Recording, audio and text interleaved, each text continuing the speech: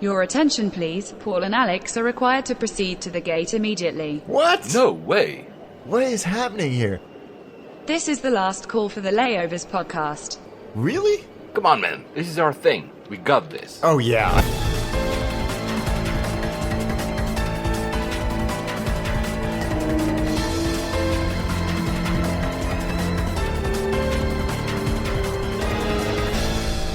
And we made it.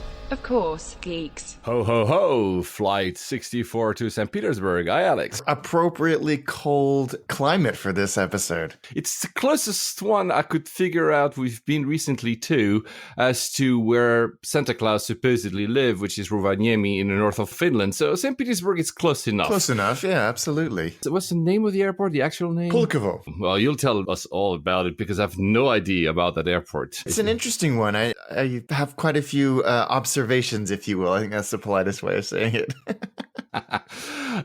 So let's start. It's time to open some Christmas gifts. Not yet. We're recording today, Monday, 18th of December. 1 week to go. We're closing in. I hope you have a lot of little packages under your tree, Alex. We wanted to do a few shout outs because we received tons and tons of messages. Really, thank you, all of you folks, because it's hard to actually keep track. So as usual, I will ask for your forgiveness if I don't mention you, if I forgot one of your direct message, Facebook message, emails, mention on Twitter, etc., because there's literally way too many for me to keep track. Which is a nice problem to have. Yes. So let's start with 2 reviews on iTunes. 2 5 stars for us. Alex, that's nice. Merry Christmas.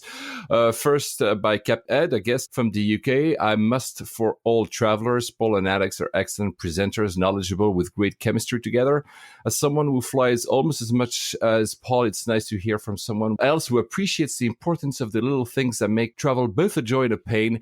BA's priority boarding that includes everyone, for example. Oh, well, I have a story about that a little later. And another from React, the E is a 3, a 1990 must-listen podcast. Paul and Alex do a fantastic job in making the podcast interesting and fun. I listen to it every day on my drive to work every day. I don't know how that works. Wow. Thank you so much. We had also mentions so to see some people are really excited and I'm really happy about that. Brookie Boy, whom we mentioned in a recent episode, wrote on Twitter, super geeky aviation moment this morning when I caught up with the Layover podcast and realized my tweet to them was featured on the show. Cheers, guys. Oh, that's nice. That's really nice. I had a conversation with Greg McCormick at Glen Africa. Craig's a top guy and an amazing photographer as well. Was he not the one you also mentioned in the latest Mastication Nation episode Yes. that I listened to? Yes. Oh, there you go. Yes, Craig is a good dude. We have a lot of crossover people listening to both because listening to your latest show, there was at least 3 names. I'm like, I've seen those names in our own timeline. Yeah, people clearly love airplanes and food. We should do a crossover episode. Yeah, you can host Mastication Nation with my brother. Exactly. Will, you're up soon. Let me tell you that. So he was mentioning a few things he had never seen before. One of these boarding passes where they have 2 flights are mentioned on a single boarding pass. Oh, yeah. And I had that with SAS when I went to the US. And I also had that with Air France several times when I was, again, commuting back and forth to Tokyo when I used to live there, or when I was going pretty often to Brazil, for instance. They also have 1 single boarding pass with 2 destinations and 2, of course, 2 flights. It makes sense, doesn't it? It does make sense. I hate it on a personal purpose because I like to scan every single of my boarding pass and have I have a special name for each of one. And when I have 2 flights on 1 boarding pass, I don't know how to name it. Anyway, guys, have you ever seen that being done with any other airline? Greg is asking. I've only seen done with Air France and SAS. If you've ever seen that, Alex, have you ever remember? I don't think so. My brain keeps telling me that I've seen it on Cathay, but I can't think of an instance where I have seen it. So I'm not sure I have. Anton at Derloose on Twitter, who has been a long-time listener, because I remember he's been writing to us for almost since the beginning, and he landed for the first time at Lucy in London, I think with actually a series, actually, the Bombardier. And he mentioned something about Lucy, which is pretty right. I don't know if you guys have ever flown there. It's a pretty small airport, very practical if you live in London. if you had to build anything big and long-term at the end of the 80s, you screwed from the get-go. The speed of change in the 90s and the 2000s just wiped your effort away into the void of obsolete. I'm not sure Lucy is obsolete, but I understand what he's trying to say. I mean, it's once you're set, and if you don't have room to grow, and you've built something in the 80s, and Lucy has this issue, you're like stuck a little bit. That I do agree. I mean, that's my favorite airport in the UK by a country mile. I love that airport, and I've said that a million times on this show. But they did kind of paint themselves into a corner a little bit geographically, and that's why they've struggled a little bit to expand. But I love that airport, and I will continue to use it whenever I have the opportunity. Yep, me too. I haven't flown it actually in a while. No, neither have I. I'll always go to Gatwick and Heathrow for some reason. Maybe because we did more like long haul flights, obviously. Yeah. Lucy doesn't have, it has New York, and that's pretty much it, I think, if you want to fly long haul. Yeah. Matt Freeman, we had mentioned him. He had sent us that lovely email, almost a love letter to our podcast. And he had replied, very interesting. I'm not going to go through the old email because, Matt, we will have you as a guest because he actually does a job that I didn't realize he's doing. He has, as patients, he's a doctor, he has pilots and flight attendants. He has people who are afraid of flying as well. He mentioned to one of his patients, so not a pilot and not a flight attendant, but one of his patients who was afraid of flying, they were talking about, what it entails. And he mentioned our podcast to the patient. And he's saying, maybe this patient will actually start listening to Layovers. I hope we're going to make you proud then, Matt, because I don't know if we're really the best podcast for someone who's afraid of flying, but we'll try. He's also sending us a picture of his travel companion, Pancho, his dog. Oh, cool. And the picture is in front of the window of MD-80. So that's pretty cool, actually. And it was from Newark to Tel Aviv. Oh, wow. With an MD-80? Holy wow. Yeah, exactly. Anyway, on Facebook, a question for you, Alex, from Tyler Mixa. He says that in episode 59, we talked about the Dreamliner, and you remember the shading of the windows, and what happens when you want to actually take a look at the view in the middle of the flight. And he's been flying quite a few with the Dreamliners. He says a United American, LOT, Air Canada, JAL. And he says the windows have always been locked at their darkest settings for most of the flight. And he's about to take a flight with KLM, again, a Dreamliner. Tyler, you've done actually way more Dreamliners than we've done ourselves. Yeah, certainly in terms of the airlines. And he's asking you, Alex, how do I request my window to be unlocked? Well, I just went back to the galley and had a conversation with them and played dumb at the beginning. And then I said, come on, I know that one window isn't going to make a difference because they can unlock it on an individual level. There's definitely a trend because when the Dreamliner first came out, like the first 5 flights I did on it, the windows were never locked. And it seems to have changed a lot. Yeah, again, I said on Emirates when they locked my window because I kept opening it. I'm like, I'm not a child. I'm going to have it open. I'd be very interested, Tyler, to hear your experience of this on your KLM flight.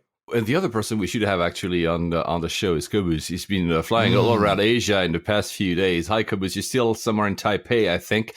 I've never been to Taipei. Have you been? No, I haven't. It's on the list for attaché, but I've never been. Oh, well, I've been to the airport.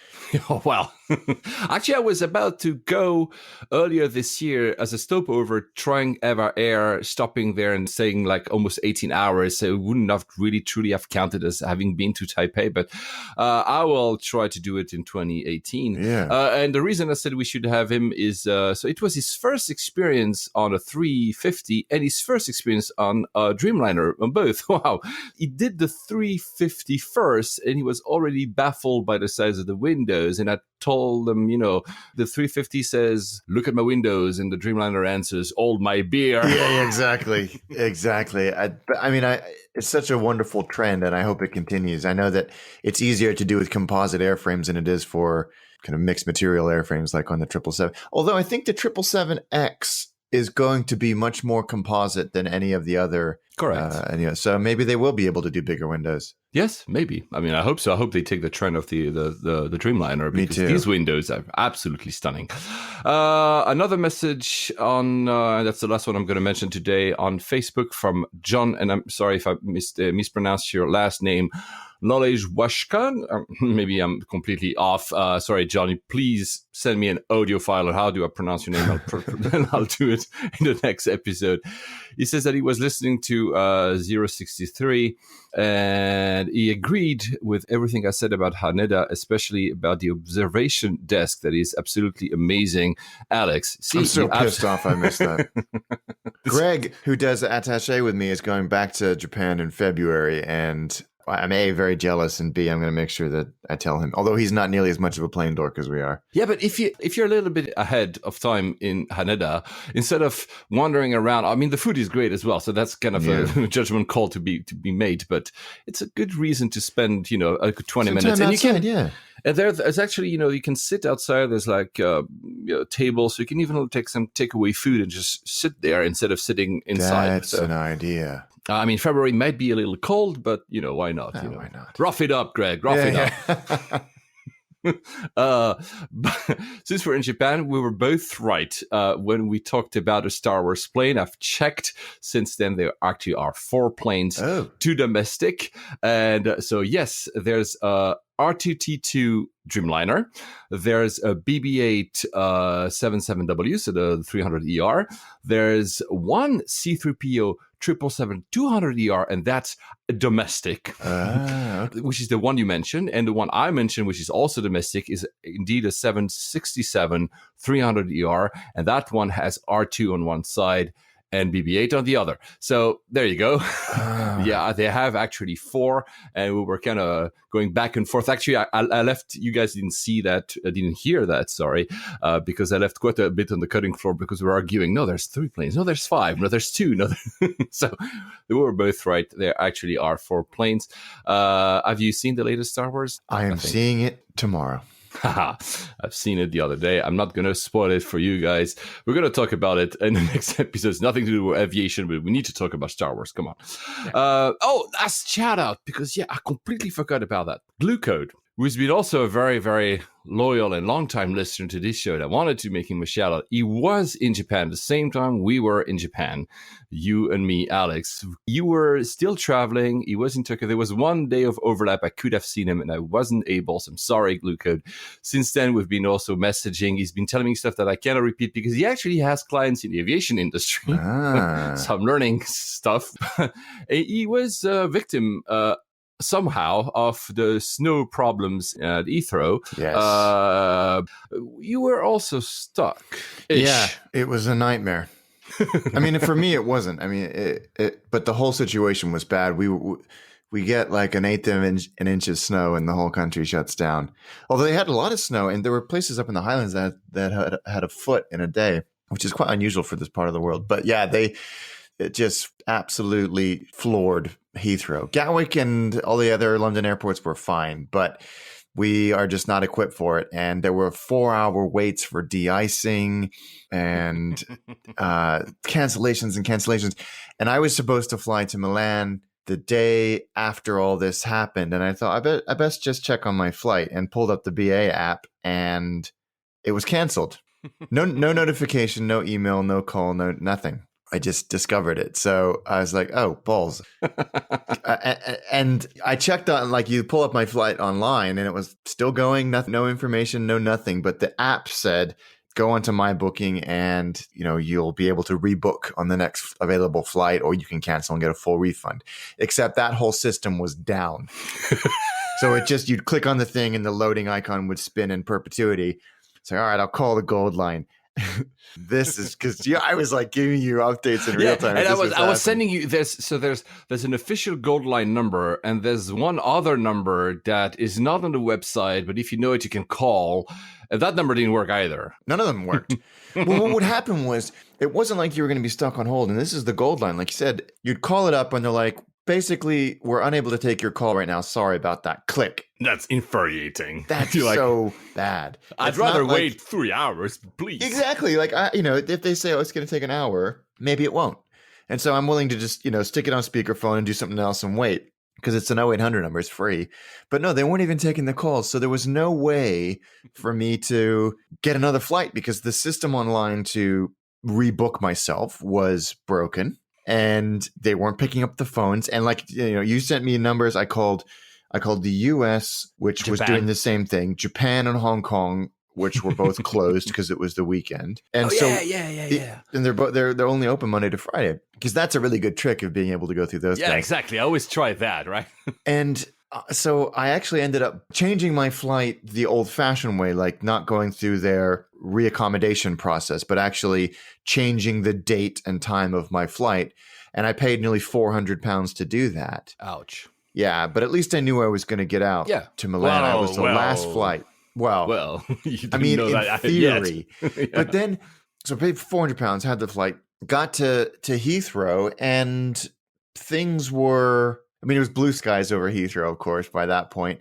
And Terminal 5 was bustling, but not chaotic. There were a lot of people at the back of the departure halls. There's quite a lot of seats. There are a lot of people who looked like they'd been there for quite a long time. Mm-hmm. There was no wait at the first wing security or anything like that. The lounge was busy, but I've seen it busier. But you could see the departure board just in the BA lounge was every other flight was canceled. Oh, yeah. And they were still canceling flights. Like you could hear people, oh, great, the New York flight's just been canceled. But there was no announcement. It just popped up as canceled. That must be Merry Christmas. Yeah. And so I felt quite bad for people. And then I saw John Cleese, which made up for everything. Oh, yeah. John Cleese just walked past me in the first lounge and I got massive, oh my God, it's John Cleese. You know what was nice? And this is so wonderfully British. He sat in the back. No one bugged him. Yeah. Sat at a table, writing out whatever he was writing out. Not a single person bugged him. And I thought that was lovely because how annoying was it to be harassed? Yeah, you know that, right? Because since you're a star now. Yes, it's happened 3 times in my life. And I love it. Yeah, because that's the thing. I guess up to a point, it's nice to be recognized and talked to and, congratulate. And at some point, you're like, oh, come on. Yeah, when you've been dealing with it for as long as John Cleese has, I'm sure it's annoying. And now for something completely different. Yeah. I just wanted to go up and start screaming Monty Python quotes in his face, but I was restrained. But to the earlier comment about everybody having priority, when we were boarding the flight, it was obviously very busy because everybody from the canceled flight was reaccommodated on the next flight, which is what this one was. And there was the standard normal boarding and then priority boarding. The priority boarding probably had, we were on an A321, 110 people in it. Mm-hmm. Which is ridiculous because it was 15 rows of Club Europe because obviously they can adjust it. 15 rows, which is the biggest I've ever seen. I told you that reminds me of when I was traveling to Mobile World Congress because suddenly everybody is in business class, so they had the half of the plane. And I guess what happened is that all the people that were bumped from canceled flights, of course, they prioritized the executive and whatever. And of course, that led to having half of 15 rows, you said, of Club Europe, which it was crazy. But I have to give the people manning the desk were really efficient and they went down the priority boarding queue and said, show me your boarding pass. Nope, get out of the line. You're over there. You're over there. And they were not ruthless isn't the right word, but they took all of the people who were in Club Europe or Gold Card and moved them into the cordoned off area ahead of time. Because then they announced that every single person in economy had to gate check their bag. Oh. If it wasn't going to fit under the seat, you had to check it, no exceptions, which is the first time I've ever seen that. But it meant that we got away on time and there were not people spending hours trying to find an overhead bin to fit their loads of luggage. So it was aggressive, but in a good way. I was really impressed. You could tell these people were veterans of what they were doing. And the rest of it was fine. I think most of it has to do. It's ahead. I think once you reach the BA customer line, once you actually talk to people, whether it's at a desk at Heathrow or on Twitter, Yeah. like we always try to do, because these guys are very well trained. Yes. That works. The problem here was the absence of communication. Of course, it was chaos, probably, and we'll go to the reason why it's chaos with its snow, because I think it's worth pointing it out. But the one thing that I found in your whole ordeal, because I didn't have to live through it, I had to live through other ordeals in the past with other airlines and with BA as well, is the absence of even like, you have the app installed, they know your flight. Could they not send just a notification? It was very strange to me because I went on Flyer Talk and there was this like Snowpocalypse mega thread that was really good. And, there that's the title of a movie right there. Yes. Snowpocalypse mega thread.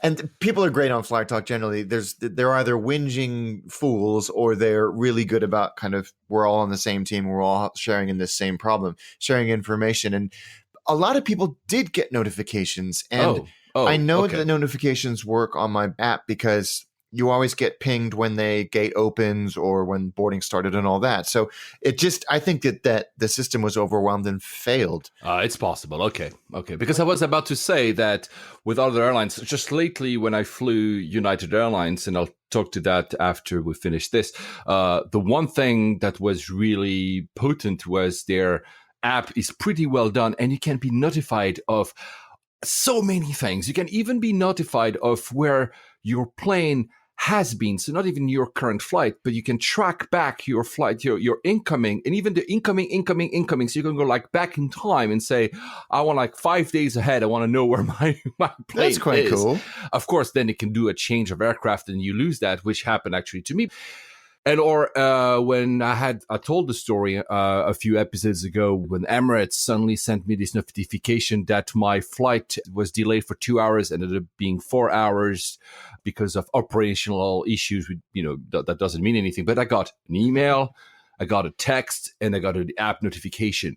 So there's no way that I would have not seen it. And now that you tell me about the overwhelming of the systems, and BA should probably just up their IT game. I mean, but that's where, but that's because that's the thing. If you know it's going to happen, you can make plans. You can try not to get to the airport, for instance, because not everybody is on Twitter. Because they were like on Twitter, like, don't come to the airport. But come on, not all the entire public is on Twitter. They mostly actually don't care. And even on Twitter, you don't really see it. It's not the most efficient way of actually talking to the public. No, it's true. It's true. And I to BA's, not credit's not the right word. The snowfall was not forecast particularly well, but still, this happens at least once a year, and it always ends the same way. I will say we had a few people, because I made a tweet on the Layovers account and about that, mostly a tongue-in-cheek tweet, whereas these days people get outraged of even tongue-in-cheek. So some people didn't like it, but I don't care. I'm over 40, and when you're over 40, I mean, you reach that, and you're already there. Actually, it's not by age, but by mentality. You start not giving an F, right? I'm like, people can be outraged, whatever. But there was Ashley Quint at Luxury Traveled on Twitter, who said that it took him 3 hours to get through them by phone. So actually, he didn't get that quick. 3 hours. But once he got through them, he says they couldn't have been more delightful despite the situation. And I think this is what we're saying here. After failing to have them communicate on the phone and trying, you DM'd them, right? I did. I couldn't get through, and I DM'd them and said that, explain the situation, that I can't get through, and the reaccommodation flow was broken on BA.com. And can they fix it? And then I was like, once I found out that I could just change the date and pay the 400 quid, I did. You needed to be on that flight. I needed to get there. Every airline out of every London airport was sold out the next day. There was no way I was going to get there otherwise. And they replied quickly and said, when you get back, send us your information. We'll get you that refund. We'll refund every penny of that £400. And I did what they said to do. And then they called me straight away and they said, no problem. It'll go back to the bank, to the card that you charged it on within 7 to 10 days. That their social media team, and I know I've said this, are so good. So good. Irrespective of industry, they're one of the best, if not the best social media teams I've ever come across. I know that in June they were we were talking just after that big IT issue. In June, there had been reports of BA looking to outsource their customer lines. I'm talking lines here because that's the caveat here. So, there's these big companies in the UK, but elsewhere in the world as well, that just handle the outsourcing companies, BPOs, business processing centers, and they just, answer on behalf of. And sometimes if they're well trained, it works, to be honest. But sometimes that's where it slacks a bit. You're talking to someone and you're running circles. You're like, what am I doing here? Yeah. And I don't know if they have done it, because I was looking to find any confirmation of that, because it's been a few months and I couldn't find anything. And not as if I did a very thorough search. I Googled it, guys. But it looks like, at least that, and we know that the Twitter team has been, like you had said that in an episode, there were ex people that were doing bookings and I don't think these guys, at least for the moment, have been outsourced, because they're still very, very good at what they do. So that's our recommendation for BA. I've dealt with KLM on social media. They're pretty good. I've dealt with Delta on social media. They're pretty good. That's pretty much it. The other airlines I've dealt on social media were nice, kind, but they didn't always solve the issue. Couldn't do anything. Yeah. I think, Virgin or Atlantic are pretty good. EasyJet are terrible and never reply. But I'm just so impressed by the BA social media team that they'll call you straight away, and then if you don't answer, they'll call you back, and they just get it done. And I admire and appreciate that. And to BA's credit, both of my flights were really great, and the food is good, and the people were friendly. I think that's important to get on the record as well, because I do moan about BA quite a lot. Yeah, so Kendall, our friend Kendall at Kendall Flyers, who lives in Berlin, says, this is not an Alex Cruz thing. BA's Heathrow customer service has always been indifferent and apathetic. I don't know if that's true, but there you go. If you want to have someone answering a query, send them a DM, because, hey, Kendall, you're on Twitter. I really think that's the best way to do it. And, that her comment mirrors the reaction that a lot of people seem to have had around this incident. Was, once I got through to somebody, they were delightful. Once I was on board, they were delightful. It was at T5 that people, and those people have been on shift for 8 to 12 hours and have probably been getting a lot of abuse during that 8 to 12 hours. So you can see how they might lack their ordinary grace and patience that they would have. So, but it doesn't excuse it, but still. Yeah, it explains it. Yeah. So BA, of course, could have done maybe some stuff better.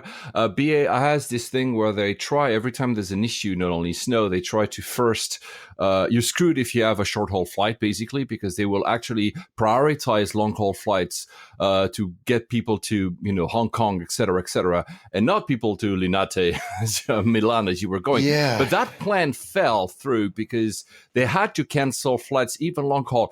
Interestingly, they not only, of course, canceled, but delayed. I'm no longer on the landing path of Heathrow, but some of the departing flights, I can sometimes hear them.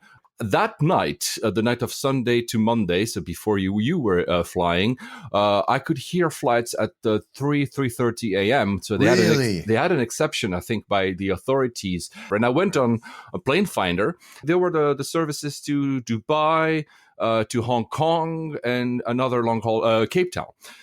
So they were literally leaving in the middle of the night because they had to get these planes out. And I guess they got an exception. Here. So I think that, they really had to, because how big of a kick in the teeth would it have been if you'd said to a passenger who missed their connection and's been in the airport for 12 hours, weather's fine, plane's de-iced, but we're not allowed to take off because it's gone midnight. So you mentioned the de-icing, and you re-mentioned in there again. So de-icing took too long, and that's probably where Heathrow, because other flights were canceled, not only BA, there are other airlines were flying away from Heathrow. And people are always mocking Heathrow, like, oh, there's almost no snow and whatever. Yeah, it's true. We're not talking, first of all, of course, we're not talking Oslo, Copenhagen, or Montreal, or all these airports who are used to have snow. But that's the thing as well. Airports who are used to have snow have the equipment. Probably Heathrow lacks a bit of equipment, but that's not even the thing. Most airports that deal with snow usually de-ice the planes at a certain point before departure. So you are at the gate, you do push back, you go, you park somewhere, and you're being de-iced. And usually there's even like loads of planes being de-iced next to each other. That's, for instance, Copenhagen again, or Stockholm, Arlanda. At Heathrow, they will de-ice you at the gates. You're still there. So they have to move the equipment around and come. This has to do with real estate. There's probably not a point somewhere where they could do it, although I've heard since that Heathrow is looking at finding such a spot, because that's the knock-on effect. And that's the biggest problem, it's not snow. Of course, snow means that they have to remove the snow from the runway and cut the flights for a little bit, which creates some delay. But the problem is the airport is at capacity. So once you have a plane that is in front of a gate and is waiting, for instance, for the de-icing equipment to come and de-ice it, well, the gate is taken. So if a flight lands, the flight lands and then it waits, which happened actually. They were actually making a lot of these flights waiting on aprons, waiting for a gate to be freed. And at some point, it created so much backlog, there was no more space to park the airplanes. So they had started to say, hey, guys, you will be actually diverted to Manchester, to other airports, because there's no... So again, here the problem is, of course, snow, and people can, make jokes about the UK, about Heathrow and snow, but the major problem is not snow, it's capacity. If we had more gates, meaning another terminal T6, if we had even more room for planes to be parked, and if you have another runway, this wouldn't happen. Even Amsterdam had issues with the snow. I think it was a day later. They had a lot of delays, a lot of delays, but less so because they have capacity. They can play. They can have extra gates for planes that are landing late, or planes that have been forced to stay on the ground until they're actually clear to depart. Heathrow cannot do that. As soon as you have any type of problem at Heathrow, you end up in that situation. It's not the snow. So of course, they need to buy de-icing equipment. They probably need to think about their de-icing policy and putting them in a spot instead of a gate. But that won't solve the major issue, which is capacity. Yeah, and I saw one of the air traffic controllers at Heathrow, of which many of them are on Twitter, funnily enough, or interestingly enough, I suppose, was being understandably defensive about the less than accurate depiction. That's the perfect word, depiction of the situation. And, you can sense his frustration that, he has, and his colleagues have to get the planes in no matter what the situation is. What happens to the planes on the ground is not really that in their control. They have, they only have a limited footprint to work with. And if that footprint has been cut in half because there's planes waiting, as you say, for gates, then, I can understand the frustration. But we write this off as a once in a, every 5 years it happens, but that's just not the case. And it will continue to get worse and worse as they push Heathrow to its capacity. But of course, again, as I said at the beginning of this conversation, Gatwick, no problems. Yeah, exactly, because Gatwick has more capacity at this moment. And if you also look at, simply do a Google map, Earth thing, guys, you will see that there's room at Gatwick to park planes on the side waiting for a gate to open. At Heathrow, you can see that the only room you could argue there will be is once they actually tear down Terminal 1, which is in the process of being partially destroyed. But there's no room. There's just, where do you put the planes, right?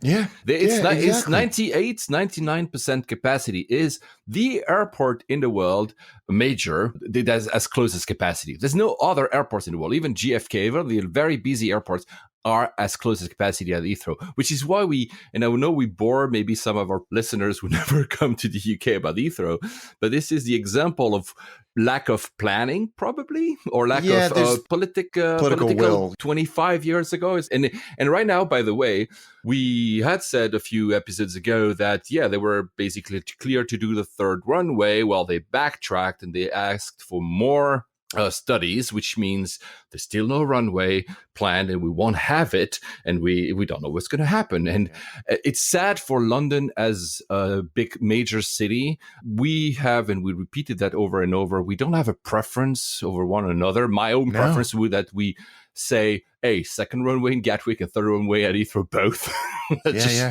Or because I don't trust, and sadly so, we should build a high-speed train between the two, because I wish that would be the case, so you could actually very quickly go from one to the other.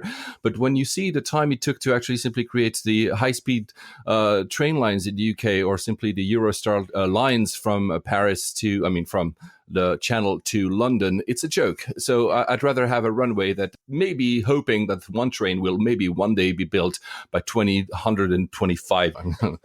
Anyway. So, Linate was nice. Yeah, it's a nice little airport. I'd been there before. It's going through, as almost every airport seems to be, a lot of renovation. Have you been there? Yeah. It's kind of like this rabbit warren-y, you tunnels to here and escalators to there, but it's a fine little airport and much closer than Malpensa to central Milan. Yeah, because Malpensa is not even in Milan. No, it's like in another city, right? Yeah, it is, and I like it. It's got a weirdly charming atmosphere to it for some reason. I don't know why, Linate. There's nothing special about it. No, at all. It works. But it's and I think there's like 2 gates and everything else is a remote stand, which I don't mind actually.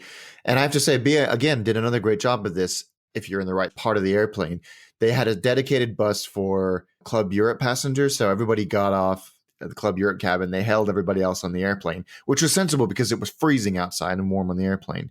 So you had a dedicated bus to immigration, which took 8 seconds, and then you're out into the thing. Taxis are easy to get.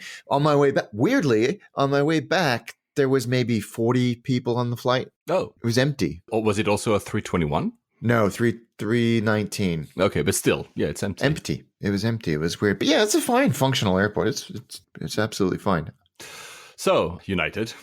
Yes, you've been very reserved with the details that you've shared with me so far. Now look, and been very non-committal about positive or negative. So I've been rubbing my hands together, waiting to hear this. Look, one word: adequate. Adequate. No, honestly, look. First of all, caveat emptor. Obviously, I was in business class both ways.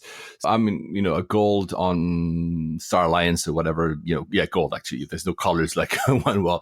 So, overall, first, both were nice flights. The experience was probably, and again, we are lucky to be trying a lot of different airlines. We'll be lucky to also being paid by clients to go in business class in the best airlines in the world, from Cathay to Singapore to Emirates to Qatar so obviously our view of what is a good flight is probably slightly biased sometimes, obviously.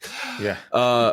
United in business class, both ways, how I experienced it is what I would have expected a great flight to be probably 10 years ago. So meaning I cannot say one real negative thing about them. When I was flying to Asia with Air France, was kind of close. Probably Air France was slightly better, but there's no one single thing I can say, this was so bad or this didn't work.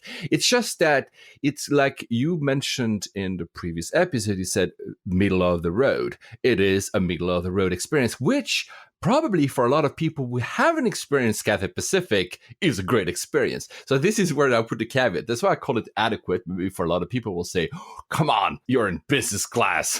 Yeah. So, but anyway, few things. I love going to the US. I love having US crews. There's this friendly, casual demeanor that I myself truly enjoy. This kind of hi guys and, this thing that makes me happy. So just having that for me buys me. As soon as I entered the United flight, I was like, wow. The crew on the way to New York was very young, which was also very cool. They do have a reputation, U.S. airlines in general, for having older, to be polite, cabin crew. So that was interesting to hear.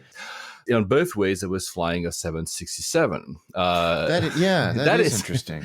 We're used to living in London. We used to usually have, whenever there's a new product launched by an airline, they put it on in London. We get it super early. We get the Q Suite from Qatar.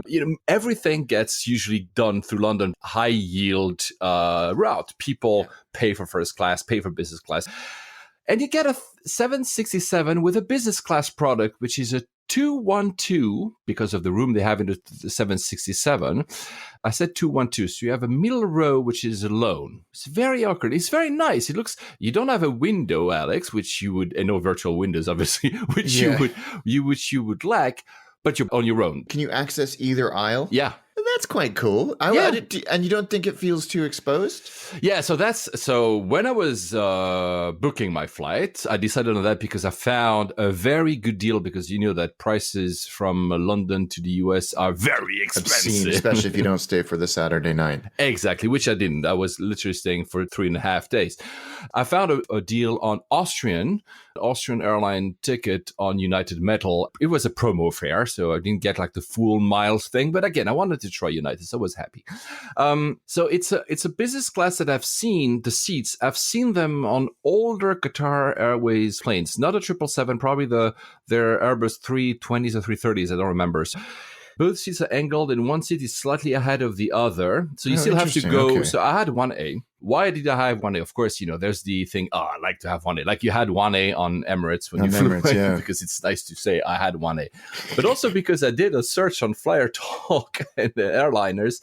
I was looking at what is the best seat to fly on the 767 on United, and there's debates, and I'm tall. I chose day flights because I knew that if I had to sleep, the seats would be slightly too cramped. And the bulkhead on 1A, because of the angle of the seat, which is angled towards the window, if you want, it's the one where there's a more room for your feet. If you are 2A, for instance, you have my butt in the way, basically. So your cubicle for your feet is much, much smaller. Well, of course, on the bulkhead, you don't have that. 1B, because of the angle, has slightly less length. But yeah, you still have to, contrary to most of what happens in the airline industry, the trend, pass over your fellow passenger. Yeah. I'm looking at the picture that you sent me of the seat, and you can see the angle, and there, you still have a lot of room to get past the person. But it looks like your seat was next, like you said, it was a bit further forward. And are you next to the bathroom, or is that a wardrobe? That's the thing. 767s, I already have. Maybe you flew them. Even remember on BA, they fly them a few. Yeah. The bathroom for the lavatories for business class are actually at the back. So it wasn't. It was a wardrobe, or it was a wardrobe. I know there's a bathroom in front, but I assume this is only for the crew, for the pilots. When you're on 1A, you actually have to walk all the way through, I think 9 or 10, whatever is the limit, before they go to premium economy or economy. I don't know if you have a premium or not, which is fine, by the way. But again, it's a very unusual plane to have of a long haul route. I wanted to try that single row in the middle. Some people said to your comment earlier that if you are in that middle row, sometimes you will get hit by the trolleys, which it might not be. But I didn't care. I was saying, you know what? It could be cool to have this kind of almost like a throne seat on your own. But because they're good, all these seats were taken way ahead. Yeah, I had a lot of availability to all the other seats, even 1A, but not these ones. Yeah. The food was nice. A bit too stuffy, probably, but nice. The IFE, same, potent. I mean, there was like enough collection of movies and stuff to see. It was not that reactive, but good enough. Again, something you would have seen 8-9 years ago. And I'm not saying that bad. Nothing that's going to turn you into a United Airlines loyalist. However, the app was really cool. As I said, I could track my incoming flights. I could track a lot of stuff, which was really nicely done. The one thing that is also nicely done is that you have Wi-Fi, which we're still not used in Europe, and you have streaming Wi-Fi. I like that. The catalog of movies was pretty big, much, much bigger than what was offered on the actual IFE off, screen in front of you. Yeah. That's pretty cool. I just think that, if you think like someone like an EasyJet, you could just rocket ahead of the competition by introducing something like that and not necessarily connectivity Wi-Fi. Yeah. Because then you don't have to have the antenna on top of the airplane. It's just an internal storage unit and internal Wi-Fi. What I really liked about the Wi-Fi, and again, maybe you guys who are listening to us from the US will say, ha, ha, ha, I was so used to this and you guys are not. Yeah. But what I really liked about the Wi-Fi is that the price was a human unit. Do you want 1 hour, 2 hours, or the full flight? It was not this nonsense about 50 megabytes, and it's good enough for email. You don't even know what it actually means, right? This is 1 hour, so 2 nice. hours, or full flight. Sensible pricing. Yeah. The strange thing, though, is that on the way to New York, the 1 hour and 2 hour segments were more expensive than the 1 hour and 2 hour segments that I had on the way back. That's interesting. Yeah, I had half the price. On the way back, it was like think $7.99 was my 1 hour or something. On the way in, it had been like $12 or $13. I'm like, It actually makes sense to buy the full flight because, of course, as you know, the price actually goes down very quickly. It was fast enough. Not that I could have streamed anything, but it was good. Honestly, there's nothing bad I can say about it. Right? You see, I'm not trying to be like, I want to be fair to United. I'm not going to say, I didn't have the service I have on Singapore Airlines. Yeah, clearly I didn't have it, but come on. I suppose if your expectations are low enough, then, it's going to be refreshingly mediocre when you go on it. But it's more than mediocre. It was a good flight. I'm being mean. And I haven't flown United in a long time, but the flight I did take, which was a transcon, was fine. It didn't make me feel anything one way or t'other, and that's fine. That's very true. The important question, and I fear I already know the answer to this, was, did it have Channel 9?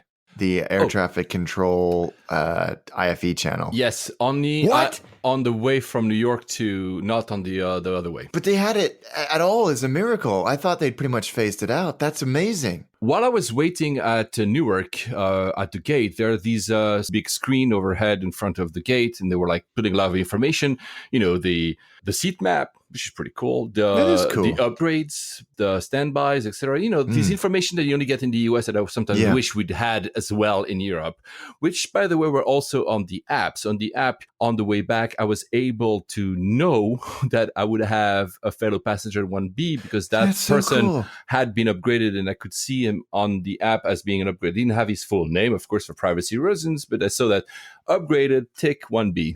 And one screen was telling, hey, if you want to listen to the conversation between the pilots and the tower, just switch to channel 9. I mean, I don't even remember if it was actually channel 9. It was channel something. It was like, oh, wow. And that's the first thing I did when I arrived in the plane. I love that. And I was listening to conversations between the pilot and the tower at Newark. That's pretty cool. That is so. I love that so much. And they used to have it more often than not on United, because I used to fly United a lot from when we were building Virgin America to the various cities that we were going to fly to. I loved it. It's something interesting and comforting and wonderful, but I know fewer and fewer flights have it. So it's very satisfying to hear that you had it on yours. A few quirks, a few things that you see that they're not as well trained. You want them to be trained for safety, procedures, for your procedures, for your comfort. Maybe not for the maître d'hôtel, for the hotelier service. So, for instance, they clearly forget every single time to refill your drinks. You finish your nuts and whatever, and then they serve you your tray with all the food. And they don't. You have to kind of ask, I would like to drink something with the food. So little things, little things like that where, again, we've flown Alex, Cathay Pacific in Singapore and Emirates, where they are trained to be so good at that. And I press the button, they come, they serve. And they were always very, very nice about it all the time. They were super cool. They give you chocolates when you enter the plane, like a little, do you want a drink? And I had I think it was actual champagne. It was not sparkling wine, and chocolates. I didn't get the stuffy bear. I would have loved to have a little teddy bear that they're not giving to, because they call every single of their business class, they call it Polaris. But it's very confusing because some of it is the actual new Polaris, which is, they're introducing it, I think, on Transcon and some international routes, which is this basically what you have on current, true every seat as AL access type of seat. But I think it's only on 9 planes or something. So they just rebranded the whole thing Polaris, and you don't know what you're going to get. Yeah, well, that would frustrate the heck out of me as well, especially when you're paying a lot of money and the difference in, there's several generations available to you. Yeah.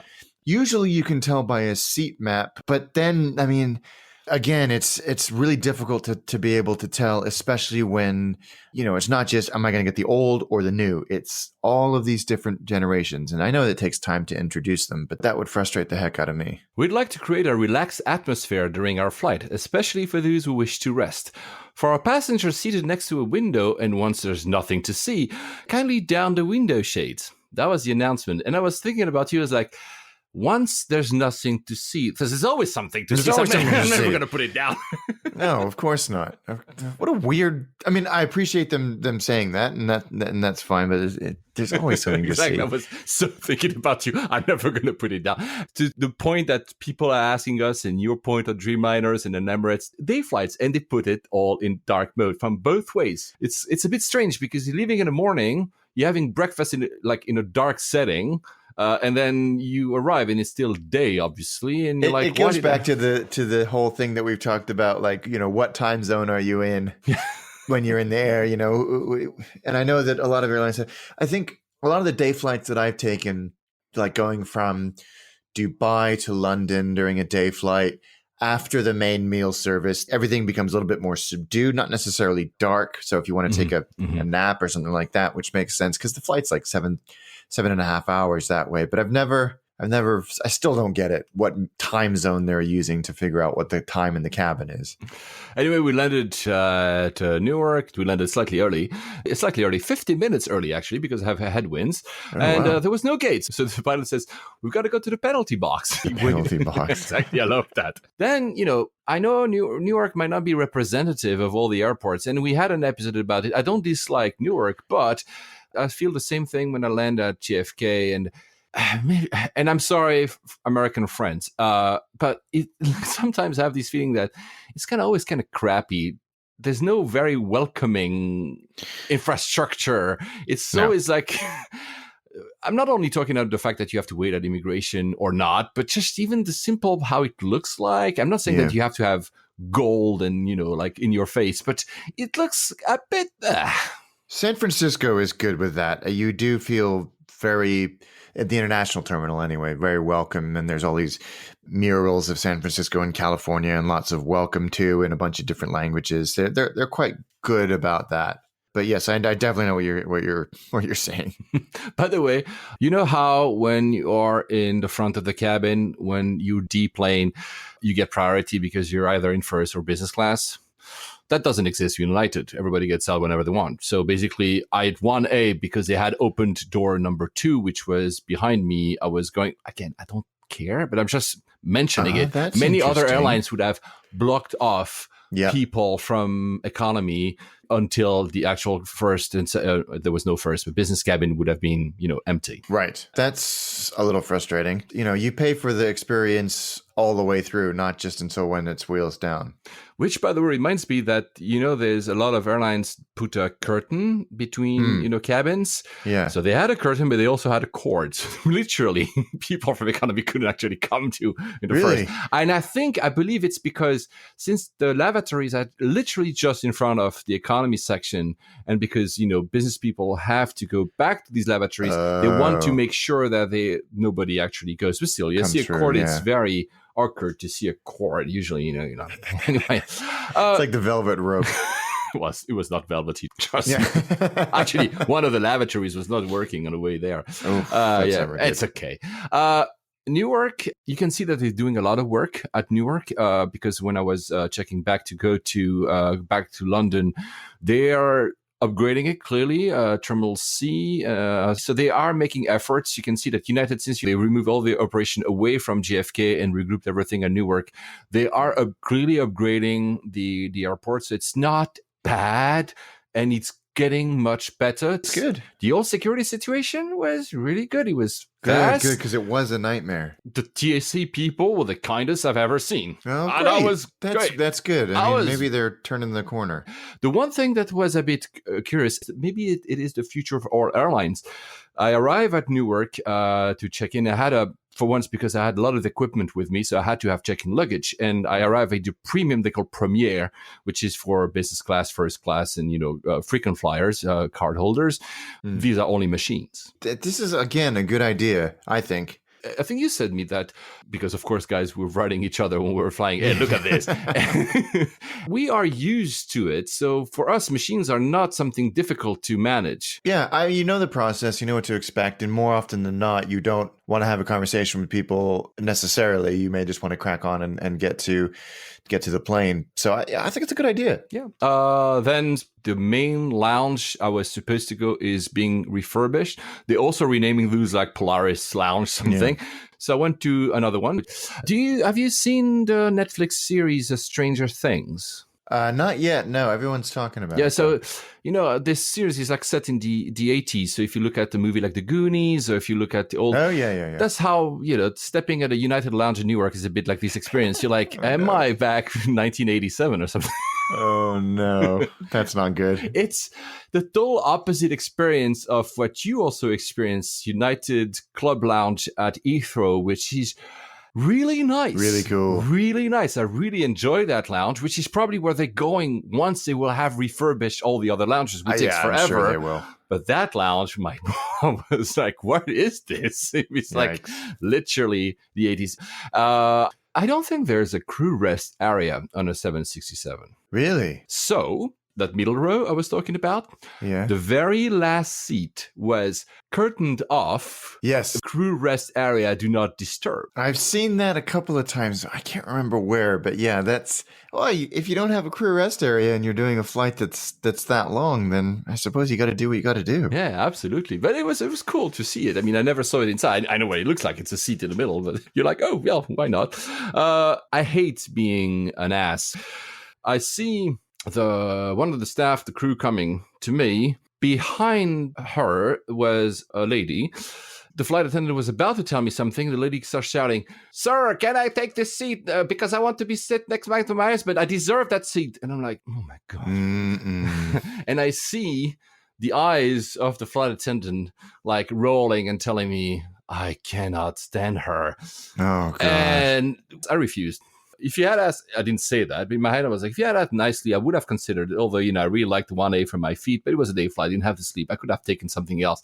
But because you asked me that way, F off. And I said, no. Yeah, fair enough, man. Sorry, but no. Fair enough. And by the way, when I said no, the flight attendant was smiling like, oh, you did great.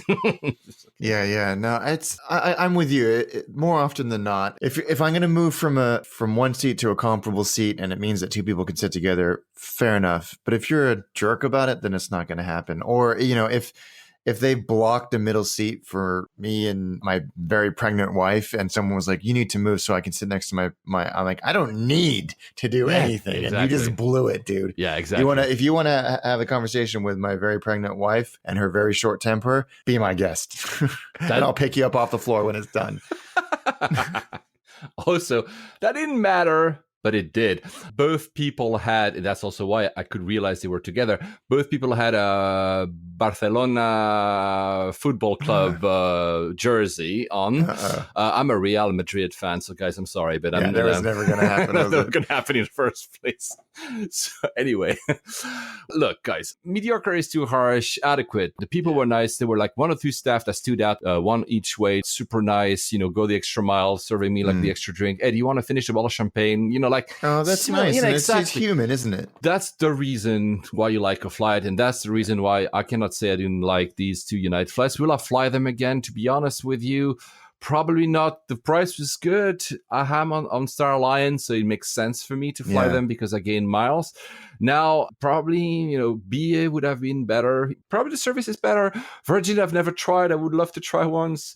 Norwegian is very competitive pricing-wise. So it's hard to justify flying United, but anyone here listening to this show, especially our friends in San Francisco who have to fly United, if you have any other redeemable qualities that you want to share with us about United, let us know. I have one that you shared with me very, very generously. That was the last one I want to get. Yeah. Guys, you don't see it. He's actually showing it to me on the camera because we see each other. So go ahead. I'll tell my... You sent me, you were very kind and you picked something up for me in New York that I needed. And when you sent it to me, in amongst the packaging was one of the United amenity kits. And I keep my amenity kits anyway, but this one is particularly wonderful. And I was so happy to see it because it's the 747 commemorative amenity kit, which sounds kind of odd, but it's in this beautiful metal tin with the 747 logo across the top of it. And inside is like all this United branded 747 paraphernalia, along with all of the stuff that you would need in an amenity kit anyway. But, I love the 747 playing card, trading cards. So they are, I think, a set of 15. So you get 5. You got the 747 branded eye mask. Yeah, that's so which cool. Is all I'm going to take now because yes, exactly. How cool is that? And the socks also branded 747. And so that was very kind of you, and I was so excited to receive that. But yeah, you're right. These are beautiful. Like they're old. The one that I got is the 747-100 series trading cards. So it's all of these, and you're right, there are 15. So there's Continental and United. It's just super cool. Yeah, super cool. You don't need to have like fancy brands or whatever. Just give the stat. And I was looking at other passengers in the plane who might not be as much into plane as we are. People loved it. And the actual box, the metal box, is like a bit like oblong and oval or whatever. It looks nice as well. You can have it like you put your pens on your I don't know or something, like using it as a box. It's So you have the dark blue one. I have a dark blue one. Mine is a more light, like navy light blue one, and I think there's two others. There's a silver, but I think silver is only given to first class, so you actually have to be in first class. And I think another color. I'm not sure there's actually a female and a male version. I think it's, everybody gets the same thing, probably. If you fly within the US, there's another set because they're not as big. They're square. They look like these old-fashioned cigarette boxes like you see in the movies. I think you also have the trading cards in them, and they're also multicolored, also in metal. They will run, and this is interesting, although the last flight of the 747 has already happened for United, these will still be given out to passengers until winter 2018. So you still have some time to get them. Yeah, so go, because they're beautiful. They're really, really, and this is one of the nice. best. It's so well done. Yeah. Of course I wanted to give you one. Come on. No, it's very kind of you.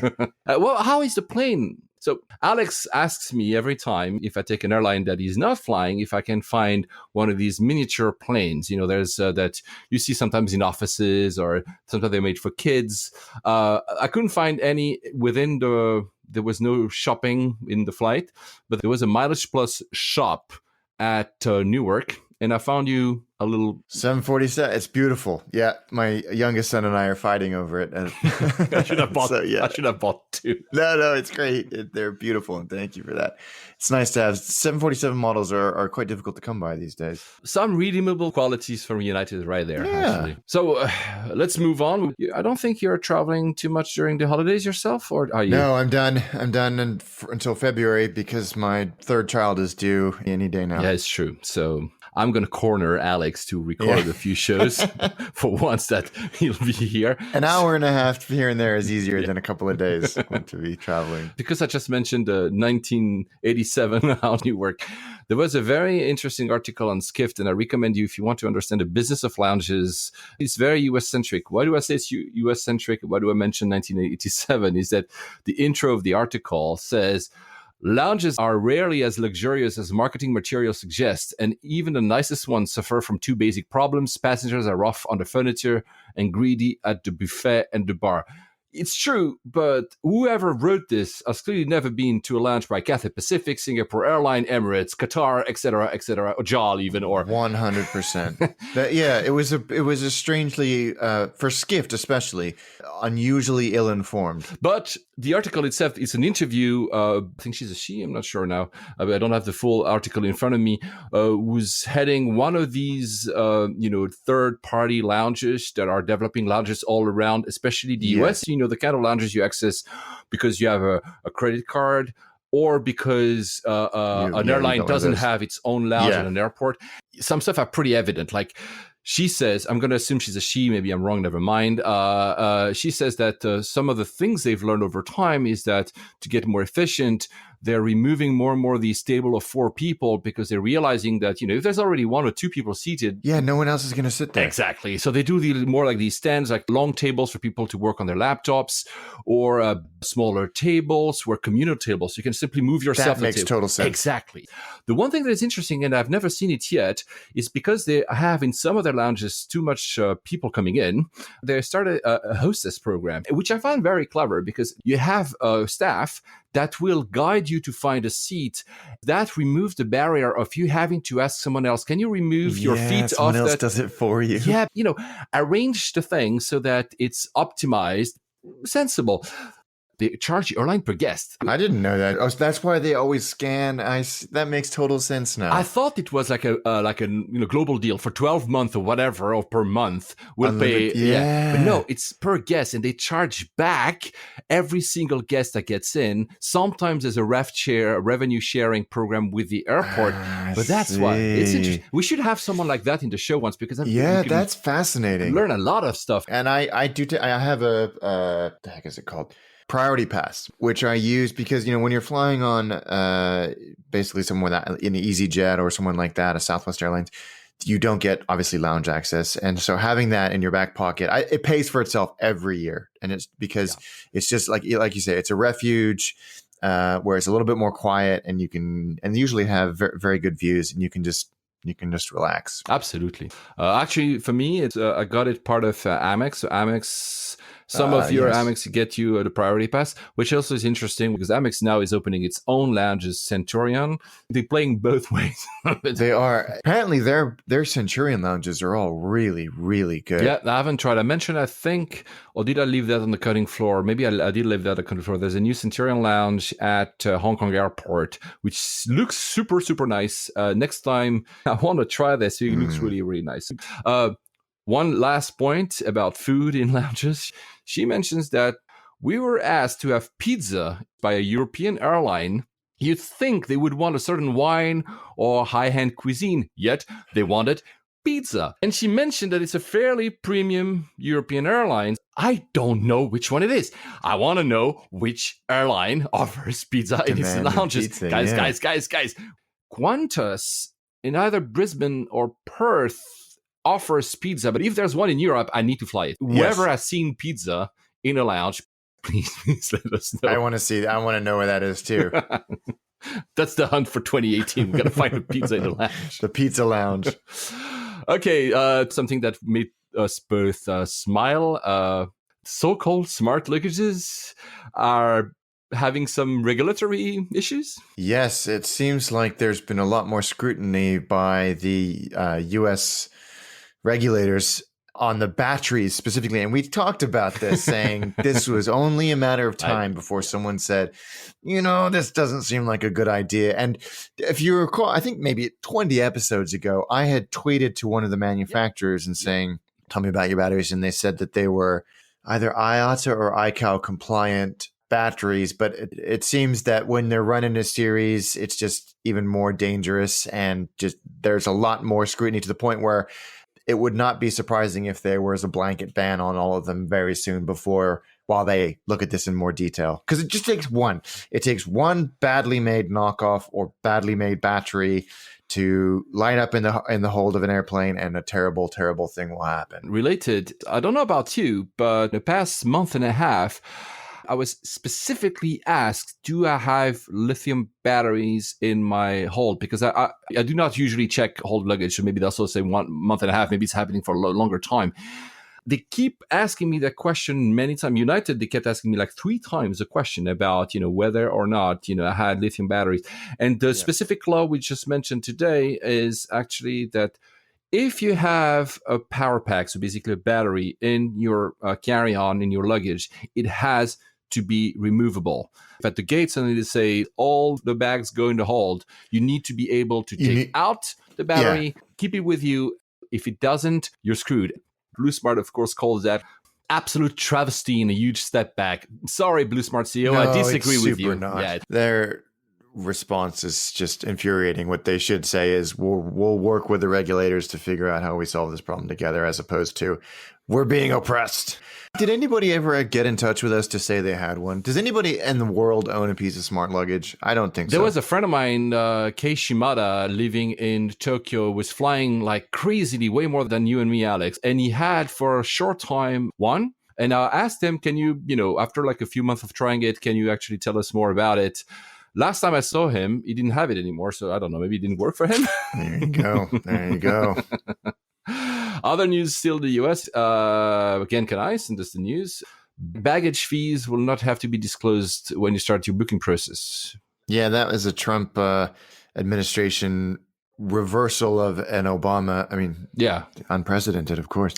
But Yeah, they no longer have to disclose not just baggage fees, but any of the other optional services, ancillary fees that are. So it just seems like it's a little bit of a smack in the face to consumers that's happened, but nothing is surprising in 2017 anymore. So the rule was that when you start the booking process, when they advertise the price, all these little things that are hidden should be upfront. Instead of having to go through all the things at the very end, learning that, actually, you have all these fees. And we're not talking about fuel fees. We're really talking about baggage, seat selection, priority boarding, all this stuff. So, how do I make a transition between Trump and Russia? I'm sorry. I had to do that one. Okay. Well, Robert Mueller, I'll tell you. St. Petersburg. Come on. How was St. Petersburg?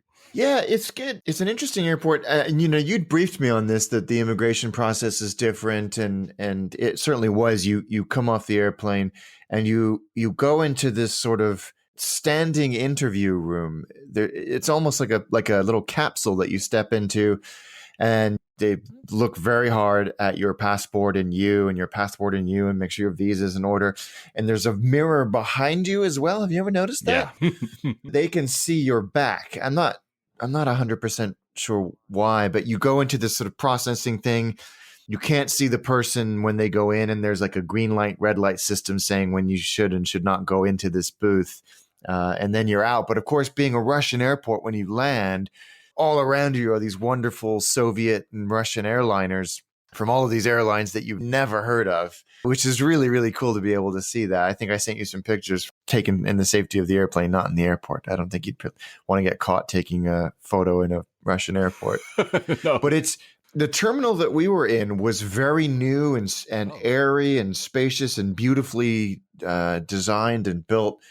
And of course, it's like a lot of airports around the world where you have a preliminary security when you're coming in that everybody's bags go into, even if they're not traveling, and then a secondary security after immigration. You do outbound immigration as well. So it's one of those airports where you really do have to leave a reasonable amount of time to get to your flight, because there's a lot of I had the same experience hurdles. In Moscow. There were multiple screenings, so you have to be early to make sure that you're not stuck in a queue somewhere. Yeah, and it's understandable. Russia's had terrorism problems, and especially St. Petersburg had the metro bombing not too long ago, so it's worth leaving enough time. But the new terminal is only 3 years old, and there's free Wi-Fi and there's lounges, and it's big enough and staffed enough where you're not waiting, or it doesn't take a long time because you're waiting in queues. It's just there are more steps than perhaps some of us are used to.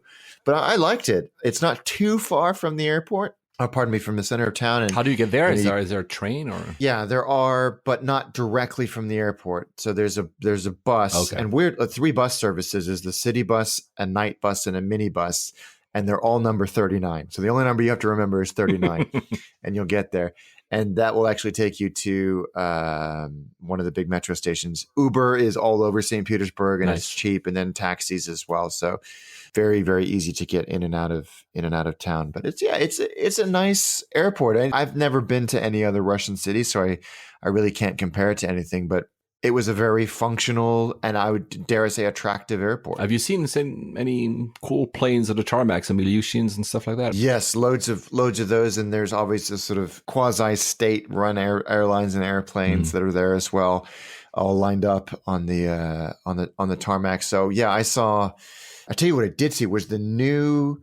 It looks like a Dornier 328 jet. So it's the high wing, 2-engine. I think I sent you a picture of it. It's super cool. Oh yeah. You sent me the picture. So it's the high wing one with the T-tail. Yeah, correct. Yeah. I think I can't remember even who makes it. I don't know anything about Russian airplanes, but super cool looking airline. Wow. Airplane. And I think the government owns the airline and the airplane. But yeah, really, really cool. And then some of the ones where you have to look at it really carefully and go, is that a A330 or is that the new Ilyushin? Yeah, really, really, really cool airport, really cool city. The one thing that did give me a strange feeling is when you come out of immigration into the arrivals hall, it felt like you were on a movie set. Why? Because there was so much open space for the extras, if you will, to mingle around and make it look like there was activity, that it just seemed like purposefully like, well, this won't be on camera, so we don't need to put anything there.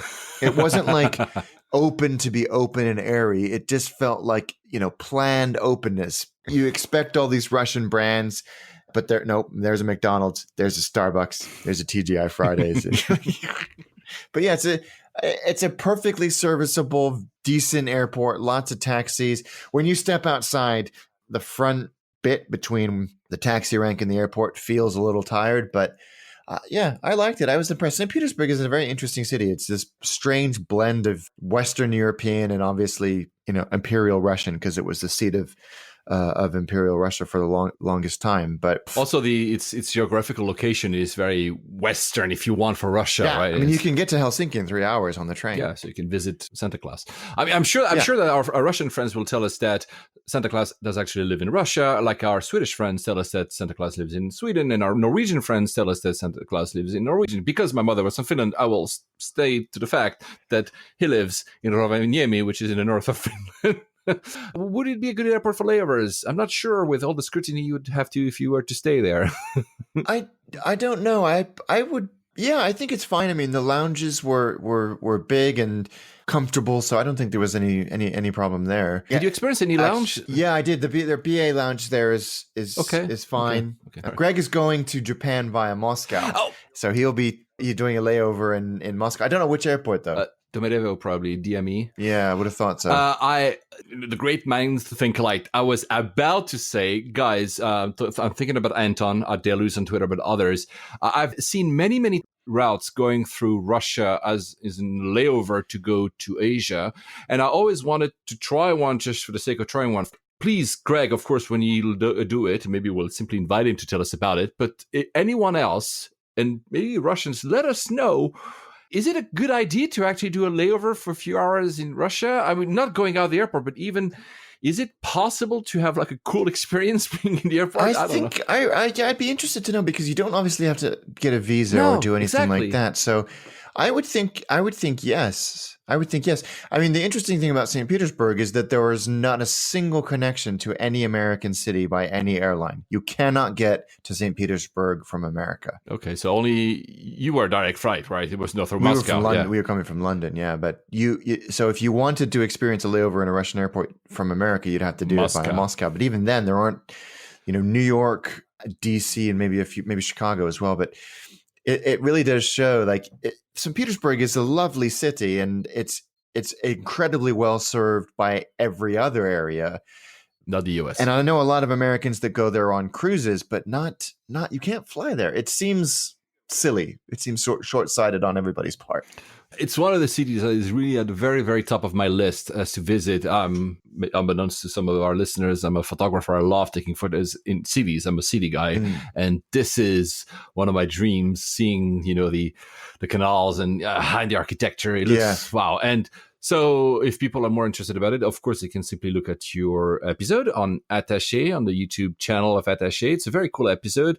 You get drunk in it, obviously, because there's vodka involved every time we talk about Russia. Yeah.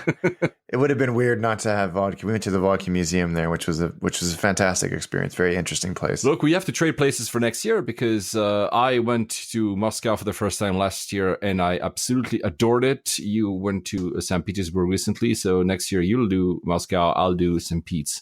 Deal, exactly. Have you seen the Christmas tree that Airbus did over Germany? I did, with a brand new Emirates A380 that was on a pre-delivery flight, and they did this wonderful Christmas tree, complete with decorations. Yeah, so they took off from Hamburg and landed at Hamburg. I guess they did it because Germany is the largest country. They could do it in Europe. Oh yeah, that's a good point. I hadn't even thought about that. But at the very end, I guess, of the flight, they're going up to Denmark, at the very top of Denmark, and going down. So is it a spear? So is it like, the top of the tree? Or, because maybe I'm stupid, I'm seeing it, these trees that you put on your car rear view mirror with this. Yeah. For me, that's the... It's not a Christmas tree, it's an air freshener. Yeah, exactly. That's how it looks to me. So guys, Merry Christmas and safe travels. Safe travels, guys. Okay. That's so funny. I mean, look, the spear is super high. Anyway, let me That's just... amazing.